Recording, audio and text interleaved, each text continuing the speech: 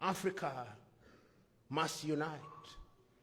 But Africa is not going to unite because of the number of seminars and symposia that we hold. No, not at all.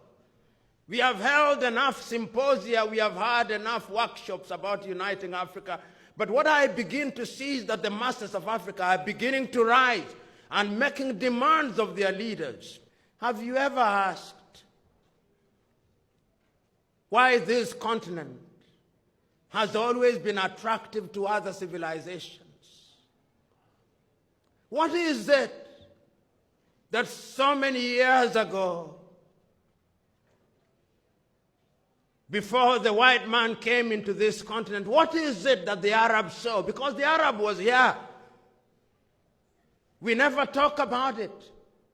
The very first people to go into the eastern coast of Africa were Arabs. And they enslaved Africans. We never talk about it loudly for purposes of political correctness. What is it that they saw? What is it that the Europeans saw in 1884 that Africa was carved out? What did the Germans want in Namibia? What did they want in Dahomey? What did they want in Rwanda, Urundi? The Germans who are in Germany, why did they want to come here? Have you ever asked that question? Have you ever asked yourself why little Portugal wanted Angola, why they wanted Guinea-Bissau, why they wanted Mozambique? What did they want here?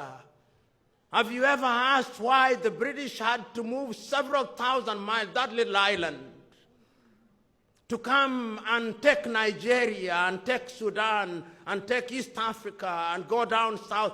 Have you ever asked what little Belgium wanted in the Democratic Republic of Congo, or what the Italians wanted in Ethiopia, although they were stopped, or what they wanted in Eritrea, or what they wanted in Libya? Have you ever asked? Africa has resources.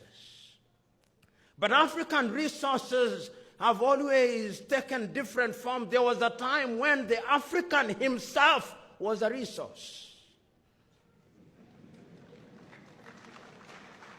There was such a time. And it's not even that can be talked about in historical terms. As I talk to you now, slavery is back alive and well in Libya. Africans are being enslaved as I talk now. And being sold in Libya to Europe as I talk now. As I talk now, slavery has taken a different form. As I talk now. As I talk now, our minds are not decolonized. That is why 10,000 young men and women die in the Mediterranean Sea every year. We are not counting those who die in the desert. We don't, because we don't know.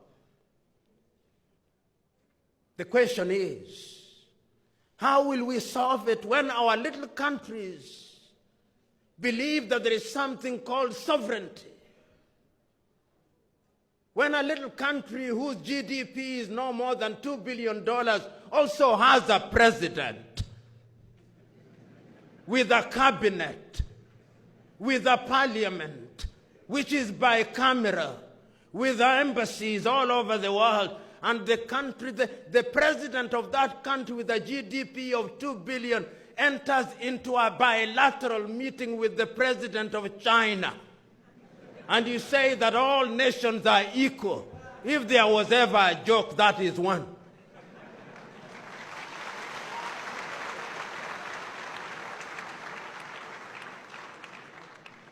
Part of the reason why Africa cannot compete is because Africa is weak. And we are weak because we are divided into 55 odd countries created in Berlin. And we are allowing ourselves to fight. The locusts are fighting, and the kunguru is ever so happy. They come in and take what they want. And meanwhile, we are left fighting. We are weak because we are divided. And we are divided by our erstwhile colonizers. I may not have the statistics, but if you go to the former French colonies, you will discover that the French have some detachment of their army inside of those countries. If you go to Burkina Faso, you'll find one. If you go to Niger, you'll find one. If you go to Central African Republic, you'll find one. If you go to Cote d'Ivoire, you'll find one. If you go to Senegal, you'll find one. You go to Benin, you'll find one. You go to Togo, you'll find one. You go to Gabon, you'll find one. When they want to change leaders, they change them like we change underwears. Africa must unite.